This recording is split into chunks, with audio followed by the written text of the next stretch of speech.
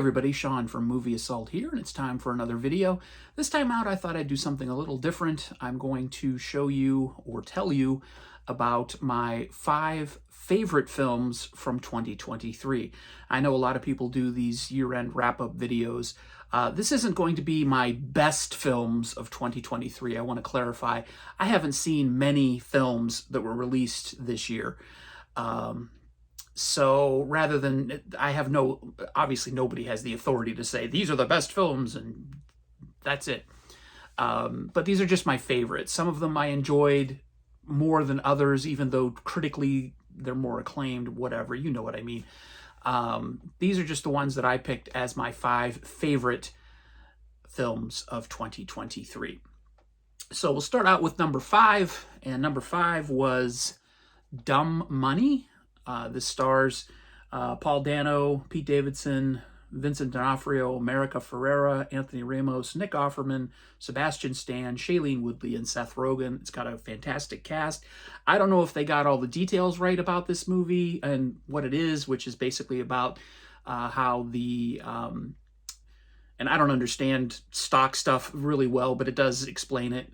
But it's basically a David versus Goliath type story of, you know, people, just ordinary people like you and me who held on to their GameStop stock, and while the people who were short selling it, I guess is the term,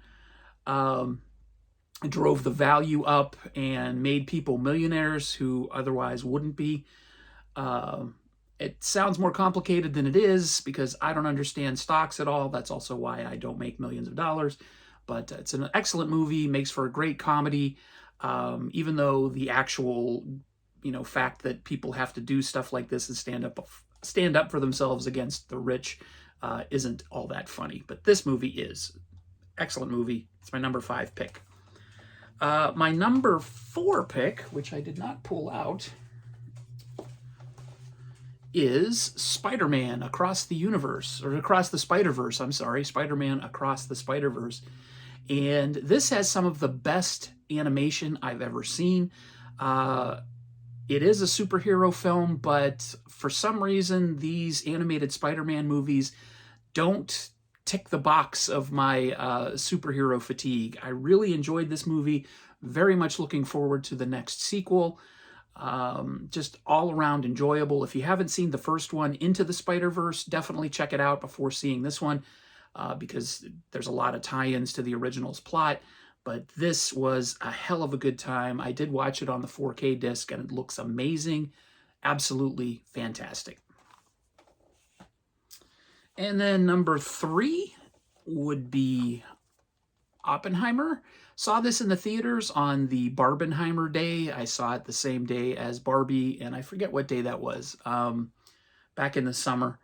But this is a movie that is not something that I would expect to enjoy. It's long, it's slightly confusing, but it just sucks you in with great performances and visual style that's just amazing. Christopher Nolan, some people love him, some people hate him. I am sort of in the middle. I like the Dark Knight movies, and I liked Inception. I did not see Tenet, so I can't comment on that one, but this was amazing. Definitely need a rewatch, though, because I feel like because of some of the sound mixing, I missed some of the dialogue, but as it is incredibly watchable at least once for everyone. My number 2 pick is The Holdovers. This is a film that some people can classify it as a holiday film. I would say it's more of a character study. The story about a guy getting left at school, at college, and being supervised by a professor that nobody likes isn't exactly new or original, but the performances, especially that of Paul Giamatti, and let me check who else is in this because I really want to give them credit as well. Dominic Sessa and Divine Joy Randolph. Divine Joy Randolph deserves an Academy Award nomination for Best Supporting Actress. Paul Giamatti deserves an award for Best Actor. And Dominic Sessa, I believe this is his first film ever. He has a bright future ahead of him. Holdovers, fantastic movie. And then my number one film, probably not a big surprise for anybody who knows me, my number one favorite film of 2023 is Godzilla Minus One. I've seen this twice in the theaters and just absolutely floored by it.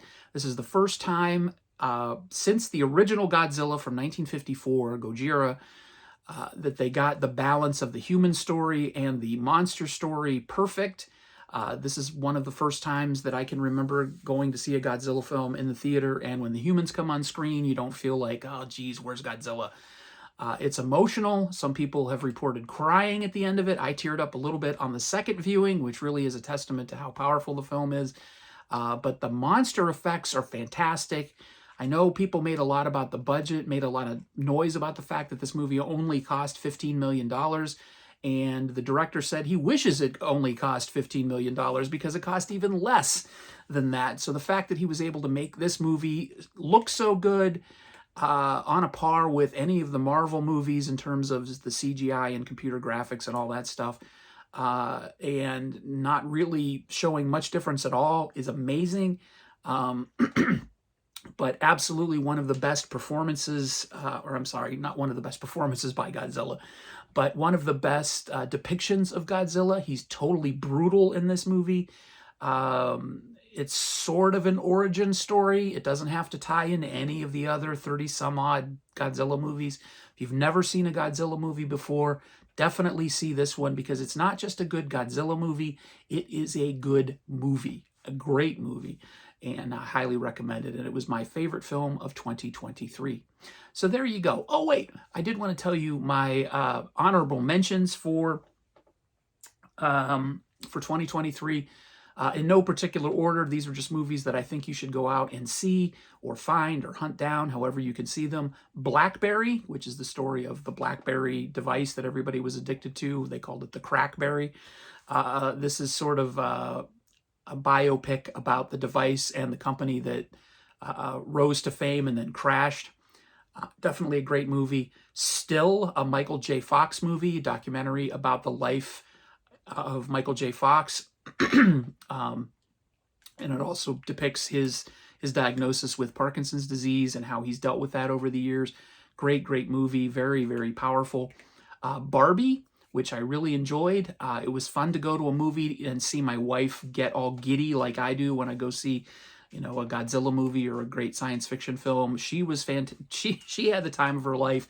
I enjoyed it vicariously through her, but it was a great movie. I had a lot of fun, and I really recommend you see it. And Are You There, God? It's Me, Margaret, another great movie based on the book, of course, by Judy Blume. It is not a book that I read when I was younger. I did read one Judy Blume book, but I can't remember. Oh, Tales of a Fourth Grade Nothing, I think it was. So I'm somewhat familiar with her style and the type of books she writes.